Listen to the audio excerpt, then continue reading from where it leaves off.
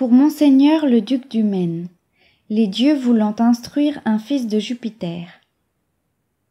Jupiter eut un fils, qui se sentant du lieu dont il tirait son origine, avait l'âme toute divine. L'enfance n'aime rien, celle du jeune Dieu faisait sa principale affaire des doux soins d'aimer et de plaire. En lui l'amour et la raison devancèrent le temps dont les ailes légères n'amènent que trop tôt, hélas, chaque saison. Flore au regard riant, aux charmantes manières, toucha d'abord le cœur du jeune Olympien. Ce que la passion peut inspirer d'adresse, sentiment délicat et rempli de tendresse, pleurs, soupirs, tout en fut. Bref, il n'oublia rien.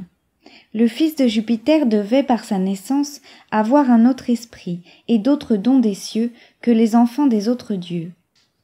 Il semblait qu'il n'agit que par réminiscence et qu'il eût autrefois fait le métier d'amant tant il le fit parfaitement.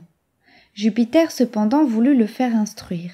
Il assembla les dieux et dit « J'ai su conduire seul et sans compagnon jusqu'ici l'univers, mais il est des emplois divers qu'au nouveau Dieu je distribue. Sur cet enfant chéri j'ai donc jeté la vue.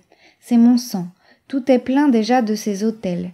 Afin de mériter le rang des immortels, il faut qu'il sache tout. » Le maître du tonnerre eut à peine achevé que chacun applaudit. Pour savoir tout, l'enfant n'avait que trop d'esprit.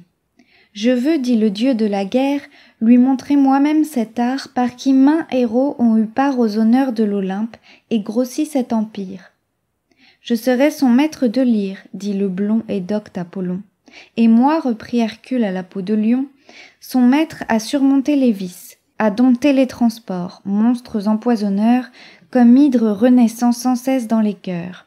Ennemi des molles délices, il apprendra de moi les sentiers peu battus qui mènent aux honneurs sur les pas des vertus. Quand se vint au dieu de Cythère, il dit qu'il lui montrerait tout.